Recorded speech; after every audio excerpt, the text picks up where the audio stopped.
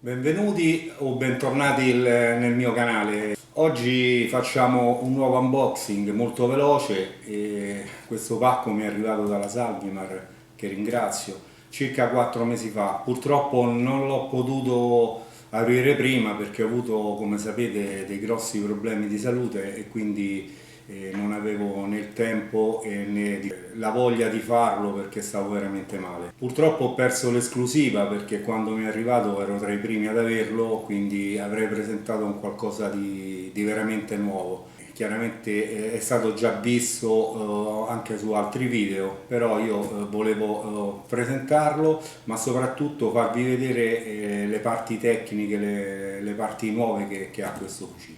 Quindi andiamo direttamente a fare così un'apertura veloce e poi parliamo tecnicamente di come è fatto il fucile.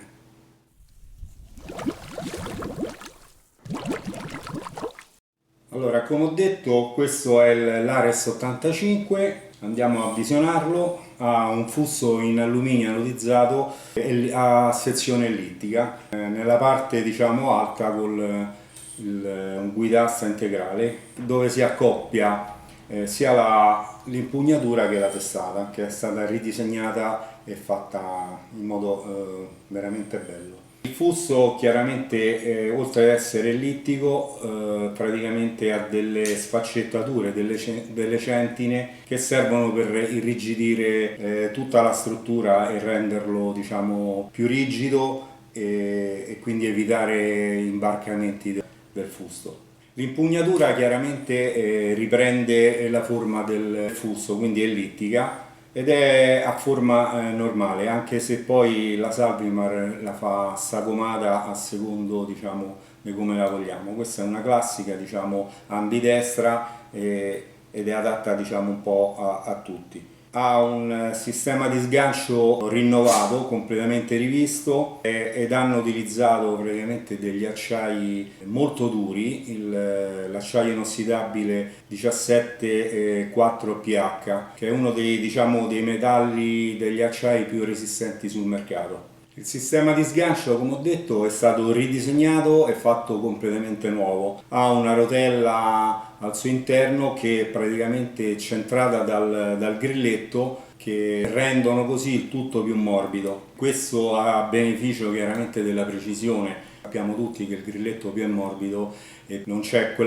la possibilità di ruotare magari per spingere il polso, quindi è una cosa diciamo ottima. Il castello ha una particolare fresatura nella parte anteriore dove entra l'asta, dove praticamente si innesta questa parte qui terminale e serve praticamente per non far spostare l'asta durante il caricamento. La rende perfettamente al centro, quindi questo garantisce una maggior precisione perché l'asta parte direttamente dal sistema di sgancio, quindi dall'impugnatura lineare rispetto anche alla testata.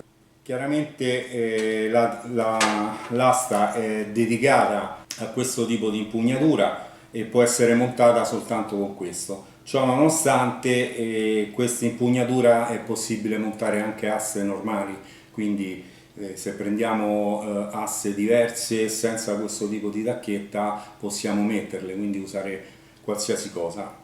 Nella parte posteriore è stato messo un sistema di aggancio per assicurare il fucile sotto al pallone ed è completamente d'acciaio e poi ha un appoggio sternale che tende a scendere leggermente per non inficiare sulla visibilità del puntamento. Lo sganciasagola in questo caso è messo a destra, però chiaramente è possibile anche metterlo al contrario, quindi in questo caso possiamo metterlo come vogliamo. Allora andiamo ora alla testata, anche la testata chiaramente riprende la forma del fusto, quindi anch'essa è ellittica e ha due fori diciamo non allineati, quindi ce n'è uno un pochino più alto rispetto a quello che passa lateralmente sul fusto. Questo per permettere agli elastici di non incrociarsi e di renderli così più aderenti al fusto senza che si accavallino. Ed ha diciamo una caratteristica nella parte anteriore un pochino più pronunciata proprio per permettere alla letta di poggiarsi sulla parte iniziale della testata. In questo caso questa è l'asta bolt, questa è un 6 mm e mezzo, la monto.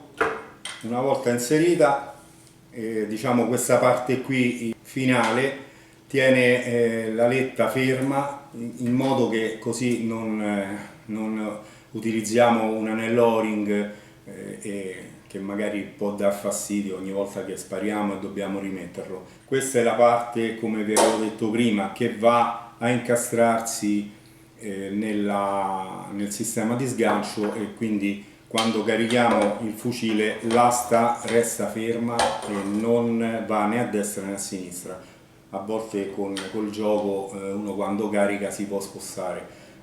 A mio avviso non crea nessunissimo problema, però questo piccolo accorgimento potrebbe essere utile. Allora, questi sono gli elastici sempre Salvimar, gli Heptagam da 14,5, hanno questa forma a 7 sfaccettature, quindi un po' diversi dal classico circolare. Per quanto riguarda la lunghezza degli elastici, nodo, quindi prendo dove sono stati annodati, sono circa 52 cm.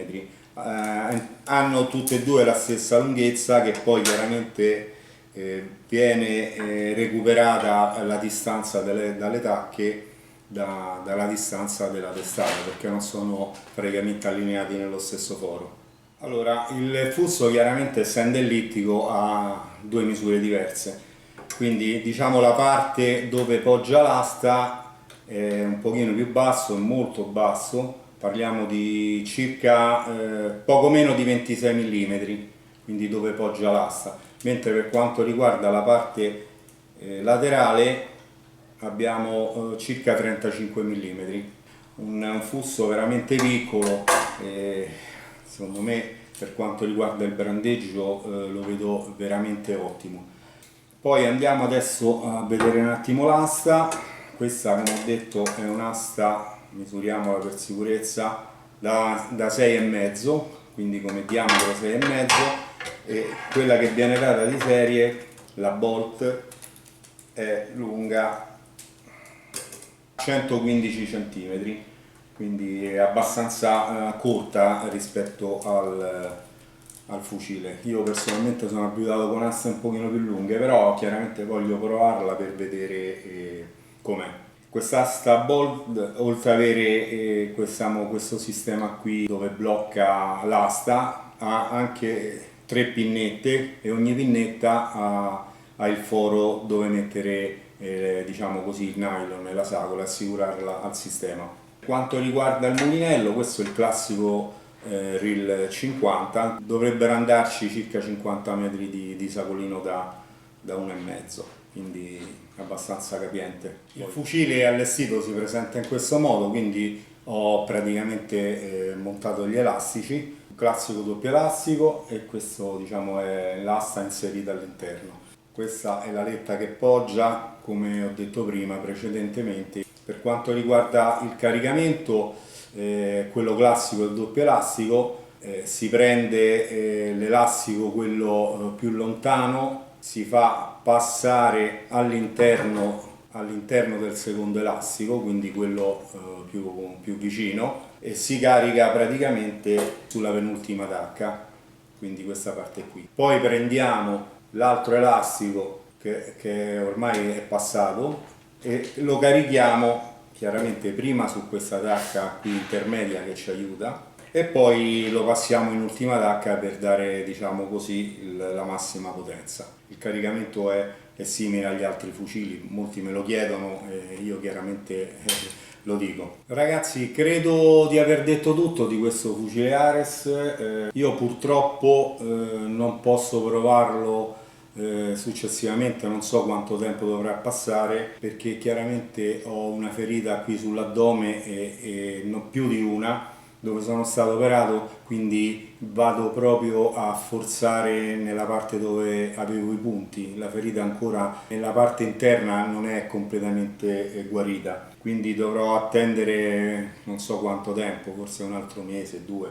quindi per il momento ve lo presento e poi con calma, quando riuscirò a caricarlo, vi farò sapere altre cose, quindi darò il mio giudizio per quanto riguarda questo fucile. Bene, io vi ringrazio per l'attenzione e cosa importante, se non siete iscritti al canale fatelo, che a me fa molto piacere. A presto a tutti e buon mare. Ciao!